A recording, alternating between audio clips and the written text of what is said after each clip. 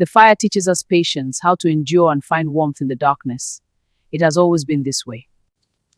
Gather close and let me tell you a story from the beautiful land of Ghana, where the rivers run deep and the wisdom of the ancestors flows like honey from the comb. Every grudge, every offense, every silence, he kept them all.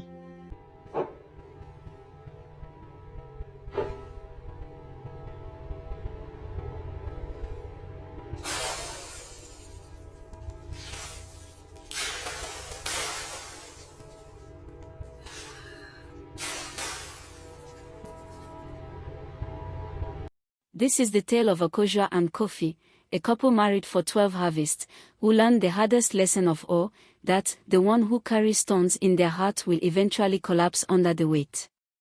Gather round, for this is a story of love tested, patience stretched, and the wisdom needed to save a marriage from drowning in old grievances. In the town of Sunyani, in the Bono region where the land is fertile and the people are warm, there lived a woman named Akosua. She was a teacher at the local primary school, beloved by children and respected by parents. Her voice was gentle, her laugh was infectious, and her patience seemed endless, like the sky itself. Akosua had been married to Kofi for 12 years. 12 years. That's not a small thing, my friends. Marriage is not a word, it is a sentence, the comedians joke. But truly, marriage is a journey, and Akosua and Kofi had been traveling together for over a decade. Kofi was a good man in many ways.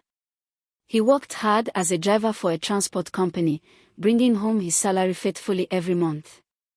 He didn't drink excessively. He didn't chase after other women. He attended church with Akosua every Sunday at the Methodist church. He provided for his home. A man who brings food to the table has done half his duty, the elders say. And Kofi did his half. But as Akosua was learning, there is more to marriage than provision. In the beginning, their marriage had been sweet like fresh coconut water. They would laugh together, cook together, dream together. Kofi would surprise her with small gifts, a new cloth from the market, her favorite colorway from the woman on the corner, or simply a compliment that made her blush like a young girl. But somewhere along the way, something had changed. Like a river that slowly changes its course, their marriage had shifted. And Akosua couldn't quite pinpoint when it happened, only that it had. The laughter became less frequent. The conversations became shorter. And most troubling of all, Kofi had developed a habit that was slowly poisoning their home like bitter leaf without proper washing. He had become a keeper of grudges. A collector of offenses. A holder of stones. Now, let me explain what I mean by a keeper of stones, because this is important for you to understand. You see, in the old days, when someone wronged you, tradition allowed you to pick up a stone and throw it at them, symbolically, of course, to show your anger. But wise people would pick up the stone, look at it, and then drop it, choosing peace over conflict. But some people pick up every stone. They hold on to it. They put it in their pocket. And slowly, they build a wall of stones between themselves and the person they claim to love. This was Kofi. Every small disagreement, every misunderstanding, every moment of frustration, Kofi would remember it. Not just remember it, but hold on to it. Store it. Keep it fresh in his mind like pepper in a jar, ready to be brought out and used at any moment. One week, Akosua would say something that upset Kofi. Maybe she forgot to warm his food before he came home, or maybe she was tired and spoke with a sharp tone. Kofi would go quiet. Silent like a graveyard at midnight. He wouldn't shout, wouldn't argue. He would just hold it. Then, 5 months later, during a completely different conversation, Kofi would bring it up, you see. This is just like that time 5 months ago when you didn't care about my feelings. Akosua would be confused, like a chicken trying to understand why the sky is blue.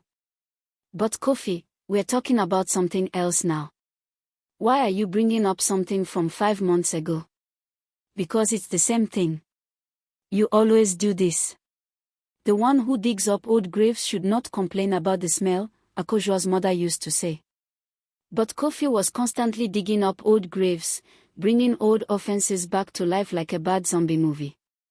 It had gotten to the point where Akosua felt like she was walking on eggshells in her own home. She had to be careful about everything she said, everything she did, because she never knew what would become a stone that Kofi would pick up and keep forever. The worst part, the part that was slowly breaking Akosua's spirit, was that she couldn't express herself freely anymore. The bird that fears every branch will never build a nest, they say. And Akosua was that bird, afraid to land anywhere because she didn't know which branch would break. If she tried to share her feelings about something that bothered her, she had to measure every word carefully. She had to speak in whispers, tiptoe around his feelings, and basically perform emotional acrobatics just to have a simple conversation. Kofi, I felt hurt when you forgot my birthday, she would say gently, carefully, like someone trying to remove a thorn without breaking the skin. And Kofi's response? Oh, so I'm a bad husband now. I work hard every day, I bring money home, and you're complaining about a birthday. You're always finding something to complain about. You see the problem. Akosua couldn't even express a legitimate hurt without Kofi turning it into an attack on his entire character, which would then become another stone in his collection. Remember that time you said I forgot your birthday? You're always trying to make me feel bad. One day, Akosua tried to explain this to her best friend, Oma, as they sat under the big mango tree in Oma's compound, fanning themselves against the afternoon heat. Sister Oma, Akosua said, her voice heavy with tiredness, I feel like I'm losing myself in this marriage. I can't speak. I can't express my feelings. If I do, Kofi gets angry and holds it against me for months, sometimes years. How can I live like this? Oma, who had been married for 20 years and had seen many things, nodded slowly. The pot that cannot speak up about the fire will eventually crack, she said. My sister, you cannot keep silent about this. You will explode one day. But if I speak, he gets angry and stores it as another grudge. If I stay silent, I suffer inside. What choice do I have? You have the choice to demand better, Oma said firmly. This is not just your problem to manage. This is a problem in your marriage that both of you must fix. One hand cannot tie a bundle, remember. The breaking point came on an ordinary Tuesday evening. Akosua had just come home from school, exhausted from teaching 30 energetic children all day. The traffic from Sunyani to their neighborhood had been terrible, 2 hours in a hot trotro, squeezed between a woman with live chickens and a man who smelled like he had bathed in palm wine. When she got home, all she wanted was a cold bath, some food, and peace. Just peace. But Kofi was home early, and he was in one of his moods. She could tell immediately, his face was set like concrete, his jaw tight, his eyes avoiding hers. Good evening, Akosua said carefully, putting down her bag. Kofi grunted, which was never a good sign. Akosua took a deep breath. Here we go again. Is everything alright? Why wouldn't everything be alright? Kofi said, his voice sharp like a cutlass. You seem upset about something. Oh, so now I can't even have a bad day without you interrogating me. And there it was. Akosua felt something inside her snap, not loudly, but quietly, like a thread that has been pulled too tight for too long. Kofi, she said, and for the first time in months, she didn't measure her words. She didn't tiptoe. She didn't whisper. I cannot do this anymore. Kofi looked up, surprised. His wife rarely used this tone. I cannot continue walking on eggshells in my own home. I cannot continue being afraid to speak, afraid to express myself, afraid to have opinions or feelings because you will hold them against me for months or years. I am tired, Kofi. I am fed up. Oh, here we go again. No. Akosua's voice rose, and it felt both frightening and liberating at the same time. Don't do that. Don't turn this into me being dramatic or me complaining. This is serious. Our marriage is drowning, and you're so busy collecting stones of old grievances that you don't even notice we're sinking. Kofi stood up, his own anger rising. So I'm the problem. Everything is my fault. You're perfect, and I'm the villain. Did I say that? Did I say those words? Akosua felt tears pricking her eyes, but she refused to let them fall. This is exactly what you do. I try to talk about an issue, and you immediately make it about your entire character. I'm not saying you're a bad husband. I'm saying you hold grudges, and it's killing our marriage. I hold grudges. Kofi laughed, but there was no humor in it. What about that time 2 years ago when you... Stop! Akosua shouted, and the force of it shocked them both. Stop! Do you hear yourself? You're doing it right now. I'm trying to talk about how you hold on to old issues, and your immediate response is to bring up something from 2 years ago. Can't you see? Can't you see what you're doing? The silence that followed was heavy, like the air before a storm. That night, Akosua did something she had never done in 12 years of marriage. She packed a small bag and went to stay with her mother in the next town. Mama Ya, Akosua's mother, was a woman of great wisdom. She had been married to Akosua's father for 35 years before he went to join the ancestors, and she had learned many things about marriage, the good, the bad, and the complicated. When Akosua arrived at her door, tears finally flowing freely, Mama Ya simply opened her arms and held her daughter like she used to when Akosua was a child with a scraped knee. Tell me everything, Mama Ya said when they were settled with hot tea and chin-chin. And Akosua did.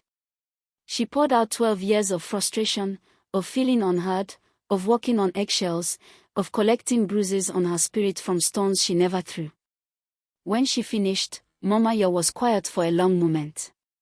Then she spoke. My daughter, do you know the story of the farmer and his calabash? Akosua shook her head. There was once a farmer who had a beautiful calabash. Every day, whenever something went wrong in his life, a bad harvest, a difficult customer, a rainy day, he would take a small stone and put it in the calabash. I will remember this grievance, he would say. I will not forget this offense. Years passed, and the calabash became full of stones. So full that one day, when the farmer tried to pick it up, he couldn't. It was too heavy. And because he couldn't move the calabash, he couldn't use the land where it sat. Eventually, that corner of his farm became useless, overgrown with weeds, because the calabash of stones was in the way. Mama Ya looked at her daughter meaningfully. Your husband is that farmer, my child. And his heart is that calabash. He has filled it so full of stones that there's no room for anything else, not for joy, not for peace, not for growth. And now, your marriage is like that corner of the farm, overgrown with weeds because the calabash is in the way. But what can I do, Mama? Akosua asked. I've tried talking to him. I've tried being patient. I've tried everything. The one who wants to move a mountain must start by moving small stones, Mama Ya said.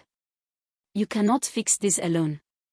Kofi must see that he has a problem. And sometimes, my daughter, people only see their problems when they face consequences. Back home, Kofi was having his own crisis. At first, when Akosua left, he was angry. Let her go, he told himself. I'm the one working hard, providing for the home, and she wants to complain. Let her stay with her mother and see if her mother will pay the bills. But as the evening wore on and the house became quiet, too quiet, Kofi began to feel something else. Not just anger, but loneliness. And underneath the loneliness, something he hadn't felt in a long time, fear. What if Akosua didn't come back? The thought hit him like a bucket of cold water. In all their 12 years, even during their worst arguments, Akosua had never left before. She had always stayed, always tried to make things work, always been there. But tonight, she had left. She had actually left. Kofi lay in their bed, too big now for just one person, and for the first time in years, he tried to see things from Akosua's perspective. What had she said? That he holds grudges. That she can't express herself. That their marriage is drowning. He wanted to dismiss it immediately, like he usually did. But something stopped him. Maybe it was the empty space beside him. Maybe it was the fear of losing his wife. Maybe it was the voice of his own conscience that he had been ignoring for too long. He thought back to their argument. She had tried to talk about his grudge holding, and what had he done? Immediately brought up something from 2 years ago. Just like she said he would. The fool who refuses to look in the mirror will never see his own face, his grandfather used to say. And Kofi had been refusing to look in the mirror for a very long time. He picked up his phone to call Akosua, then put it down. Then picked it up again. Then put it down. What would he even say? I'm sorry. Sorry for what? He wasn't even sure he understood the full extent of the problem yet. Instead, he did something he hadn't done in years. He prayed. Really prayed. Not the quick, automatic prayers before meals, but the kind of prayer where you pour out your heart to God because you've run out of your own answers. God, help me to see the truth, he whispered into the darkness. Help me to understand what I'm doing wrong. And give me the strength to change. The next morning, Kofi did something unusual. He called in sick to work. He wasn't actually sick, but his marriage was, so in a way, it was true. Then he went to visit his uncle, Kwame Argia, whom everyone called Uncle Wisdom because of his ability to see through problems like glass.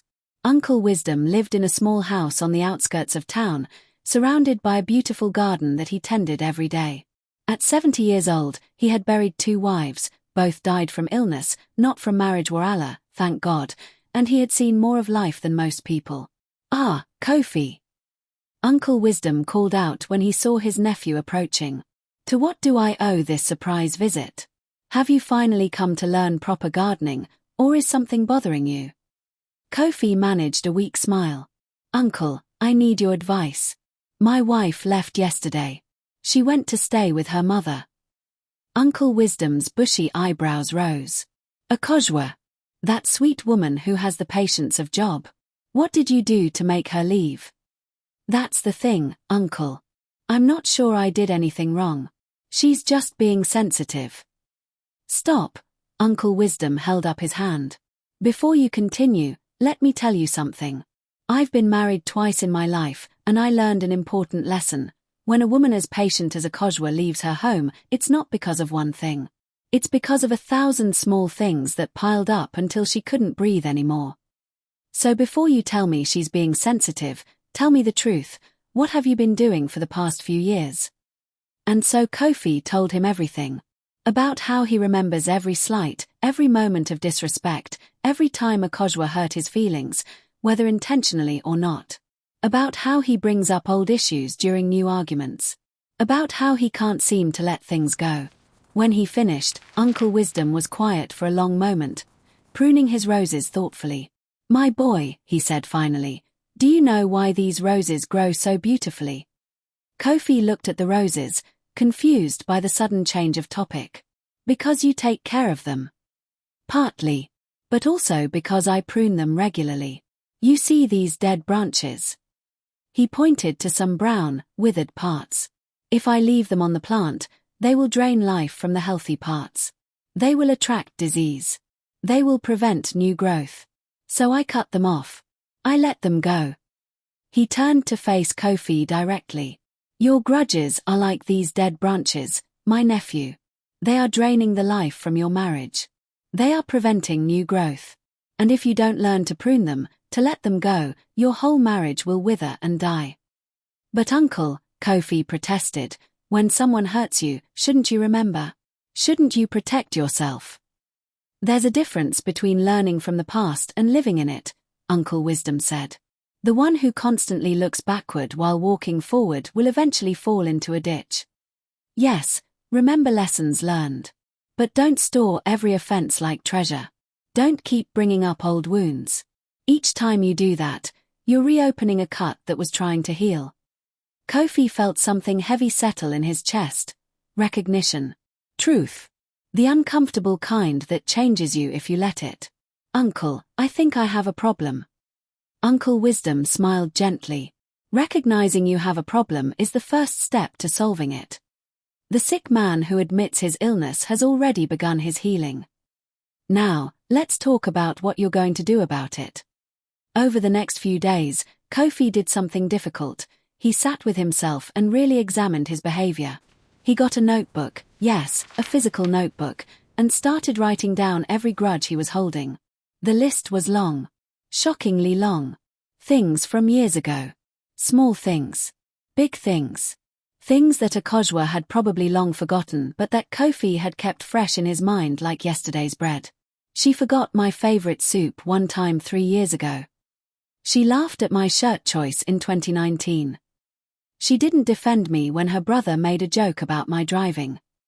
She was too tired for intimacy that one time in 2021. On and on the list went. By the time he finished, he had filled 5 pages. Looking at the list made Kofi feel sick. This is what he had been carrying. This is what he had been using to poison his marriage. The one who drinks poison and expects the other person to die is a fool, Uncle Wisdom had said.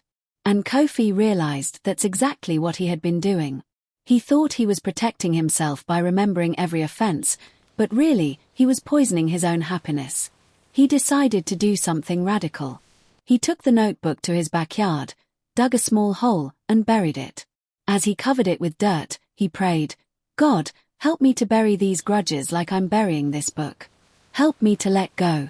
Help me to choose peace over being right." But he knew that wasn't enough.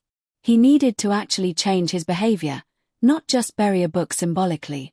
So he called Pastor Mensah and asked if he and Akosua could start marriage counseling. Then, and this was the hardest part, he called Akosua. When Akosua saw Kofi's name on her phone, her first instinct was to reject the call. She wasn't ready. Her heart was still too raw, too bruised from years of walking on eggshells. But her mother, who had been watching her daughter with wise eyes, nodded encouragingly. "Answer it, my child. Listen to what he has to say." The one who refuses to listen to the apology is as stubborn as the one who refuses to give it. So Akosua answered. "Hello." Akosua, Kofi's voice sounded different. Softer. Humbler. "Thank you for answering. I know you might not want to talk to me right now, and I understand.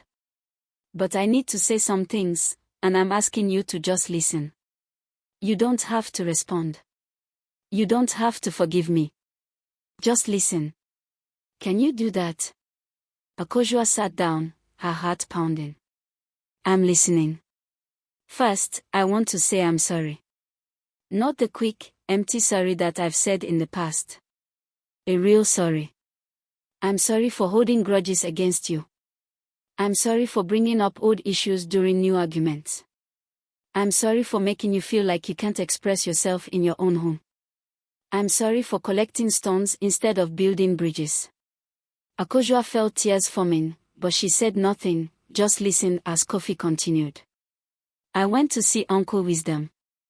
He helped me understand something. I've been so focused on protecting my ego, on being right, on remembering every time I felt hurt, that I forgot about protecting our marriage. I forgot about protecting you. I forgot about protecting us." Kofi's voice cracked slightly.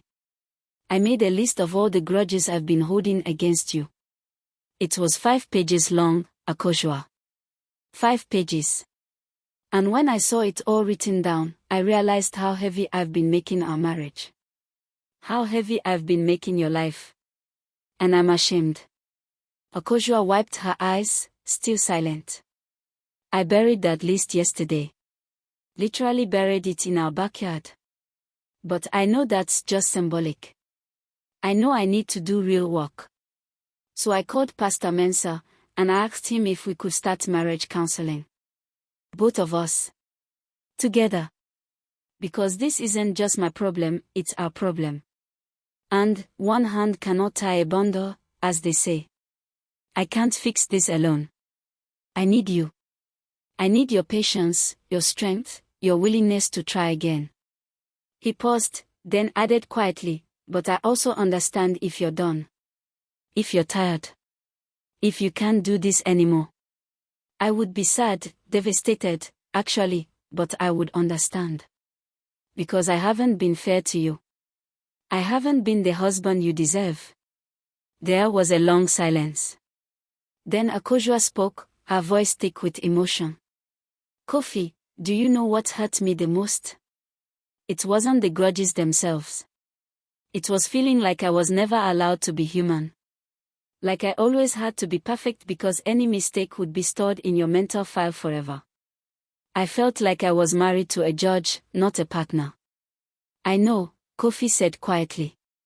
And I'm so sorry. I don't want a perfect marriage, Akosua continued. I never did. I just want a marriage where we can both be human. Where we can make mistakes and apologize and move on. Where we can disagree without it becoming World War III. Where I can express my feelings without fearing they'll be used against me 5 months later. That's what I want to, Kofi said. And I promise you, I will work on this. Not just promise, actually work on it. With counseling, with prayer, with whatever it takes. Akosua took a deep breath. I need you to understand something, Kofi. I'm willing to try again. I'm willing to work on our marriage. But I can't go back to how things were. I won't. If nothing changes, I will leave for good next time. Not because I don't love you, but because I love myself too much to keep living in an emotional prison. I understand, Kofi said. And I don't want you to go back to how things were either. I want us to move forward to something better. Something healthier. Akosua came home 3 days later. Not because everything was fixed, it wasn't, but because she had decided to give their marriage another chance. A real chance. With real work. Their first counseling session with Pastor Mensah was uncomfortable. That's the best word for it. The pastor asked hard questions. Kofi, why do you think you hold on to grudges? Kofi had to really think about it. I think it's because I'm afraid of being hurt. If I remember everything, I can protect myself from it happening again. But has it worked? The pastor asked gently. Has storing all these grievances protected you, or has it imprisoned you? Kofi looked down. Imprisoned me. And imprisoned my wife. And Akosua, the pastor turned to her. Why have you stayed silent about this for so long? Because. Akosua struggled to find the words. Because I was afraid of conflict. I was afraid of making things worse. I thought if I just endured it, if I just was patient enough, things would get better on their own. The wound that is not clean will not heal, no matter how long you wait, the pastor said. Both of you have been avoiding the real problem. Kofi, by storing grievances. Akosua, by staying silent. Neither approach was working. Over the following weeks and months, they learned new tools. For Kofi, he learned to pause before bringing up old issues and ask himself, is this relevant to what we're discussing right now, or am I just bringing up ammunition? He learned the 24-hour rule. If something bothered him, he could sit with it for 24 hours before bringing it up, to make sure it was worth addressing and not just a momentary irritation. He learned to say, I feel hurt/angry/disappointed instead of you always. Which made conversations less accusatory. He learned that forgiveness doesn't mean forgetting the lesson, but it does mean letting go of the anger. For Akosua, she learned to speak up about issues sooner rather than letting them build up. She learned that having a voice doesn't make her difficult, it makes her human. She learned to set boundaries. Kofi, if you bring up something from more than a month ago during this conversation, I will end the discussion and we'll come back to it later when we are both calm. She learned that loving someone doesn't mean accepting poor treatment. Together, they learned to have argument rules, no name calling, no bringing up issues older than 3 months, no walking away without saying when they'd revisit the conversation, and most importantly, no keeping score. To have weekly check-in conversations where they could address small issues before they became big ones. To practice gratitude, every night, they would each share one thing they appreciated about the other. To remember that marriage is not 50-50, it's 100-100. Both people give their all, even when it's hard. Now, my friends, I must tell you the truth, change is not a straight line. It's more like a dance, 2 steps forward, 1 step back, sometimes a spin, sometimes a stumble. About 4 months into their healing journey, Kofi had a relapse. During an argument about finances, he brought up something from a year ago. Well, this is just like that time you spent money on your sister without telling me. Akosua felt her heart sink. Here we go again. But this time, something was different. As soon as the words left Kofi's mouth, he stopped. He actually stopped mid-sentence and closed his eyes. Wait, he said. Wait. I'm doing it again. I'm bringing up old issues. He took a deep breath. I'm sorry. That was wrong. Let's talk about what's actually happening right now, not what happened last year. Akosua stared at her husband in surprise. He had caught himself. He had recognized his pattern and stopped it. It was like watching someone about to fall and then catching their balance at the last moment. Thank you, she said quietly. Thank you for catching yourself. I won't lie, Kofi admitted. My first instinct was still to bring up the old thing. But then I remembered what Pastor Mensah said, the man who keeps digging up his garden will never see any plants grow. I need to stop digging up the past. That moment was a turning point. Not because Kofi was suddenly perfect, he wasn't, but because he showed that he was truly trying. And sometimes, effort matters more than perfection. The one who falls and gets up is stronger than the one who never fell, as the elders say. As the months turned into a year, Akosua and Kofi discovered something wonderful. Their marriage was becoming lighter. Not perfect, but lighter. Like someone had opened the windows in a stuffy room and let fresh air in. They argued less, and when they did argue, they argued better. They could disagree about something without it becoming a catastrophe. They could hurt each other's feelings accidentally and apologize without fear of the offense being stored for future use. One evening, about 14 months after Akosua's breaking point, they sat on their porch watching the sunset, and Akosua said something profound. You know what I've realized? I had forgotten what it felt like to be relaxed in my own home. For years, I was always tense, always on guard, always worried about saying the wrong thing. But now I can breathe. Kofi took her hand. I had forgotten what it felt like to be at peace. I thought storing all those grievances was protecting me, but really, it was keeping me in a constant state of anger and defensiveness. I was exhausted, Akosua. Keeping track of all those stones was exhausting. The one who puts down the heavy load realizes only then how heavy it was, Akosua said, quoting her mother's wisdom. Exactly, Kofi agreed. They sat in comfortable silence for a moment, then Kofi spoke again. I'm not going to lie and say I'm completely healed. Sometimes, the old instinct still comes up, that urge to bring up something from the past. But now I recognize it, and I choose not to feed it. That's all I ask, Akosua said. Not perfection. Just effort. Just awareness. Just the willingness to try. 1 year later, their church asked them to speak at a marriage seminar. At first, they were hesitant, their story was so personal, so painful. But Pastor Mensah convinced them, your pain can become someone else's gain. Your testimony can save someone else's marriage. So they stood together in front of 50 couples and shared their story, the grudge keeping, the walking on eggshells, the breaking point, the counseling, the healing. When they finished, the room was silent. Then a young man in the back raised his hand, his voice shaking, I'm just like Kofi. I keep every offense. I bring up old issues. My wife tells me I'm a malice keeper, and she's getting tired. How did you change? Kofi looked at Akosua, then back at the young man.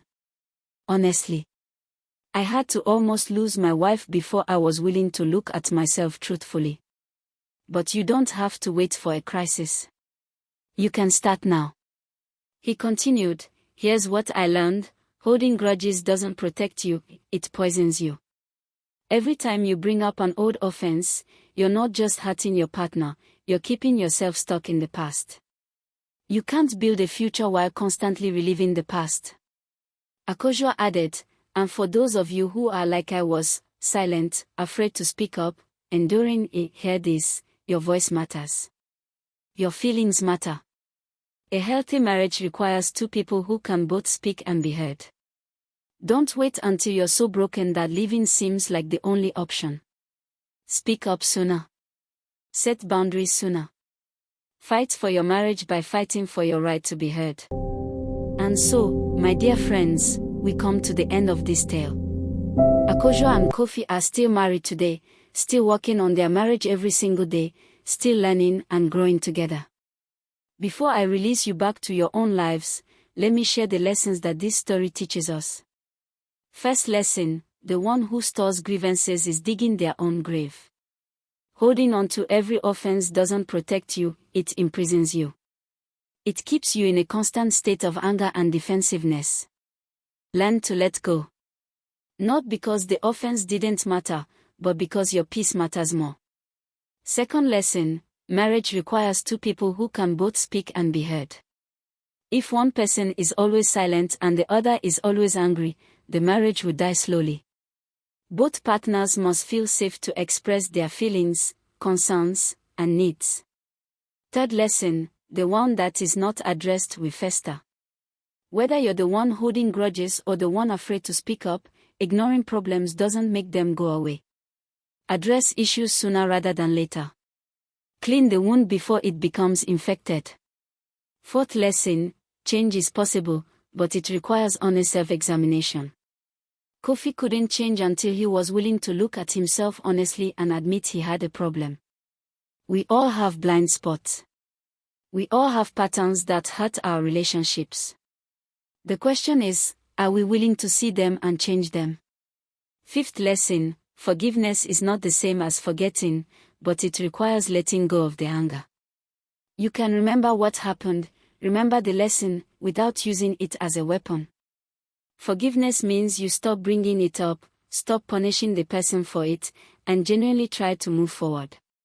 Sixth lesson, marriage is not about winning arguments, it's about solving problems together. When you're keeping score, storing ammunition, and bringing up old issues, you're treating your spouse like an opponent instead of a partner.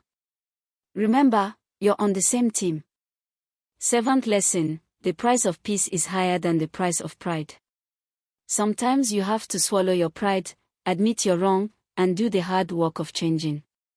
Your ego might not like it, but your marriage will thank you. Final lesson, love is not just a feeling, it's a choice you make every day. Akosua chose to give her marriage another chance even when she had every right to leave. Kofi chose to do the hard work of changing even when it was uncomfortable. Love is choosing your partner over your pride, choosing growth over comfort, choosing together over being right. Remember this story, my friends. Share it with those who need to hear it. Whether you're the one holding stones or the one being hit by them, know that change is possible. Healing is possible. But it requires honesty, humility, and hard work from both people. The marriage that survives the storm is not the one that had no problems, but the one where both partners were willing to walk through the problems together. May your marriages be filled with grace. May your hearts be free from the weight of old grievances. May you learn to let go of stones and build bridges instead. And may you always remember, the best time to fix a leaking roof is when the sun is shining. Don't wait for a crisis. If you recognize yourself in this story, either as Kofi or as Akosua, start the work now. Seek help. Talk to a counselor. Talk to your pastor. Talk to a wise elder. But most importantly, talk to each other honestly, lovingly, and with a genuine desire to heal. This is the tale of Akosua and the Keeper of Stones. I have told it as it was told to me, and now I pass it to you. Yen era yen, we are all in this together. May the wisdom of the ancestors guide you, and may your love be stronger than your pride. Put down the stones, my friends, and build something better with your hands. I believe you picked up valuable lessons from this story. Please like, share, comment, and subscribe until we meet next time for another interesting story.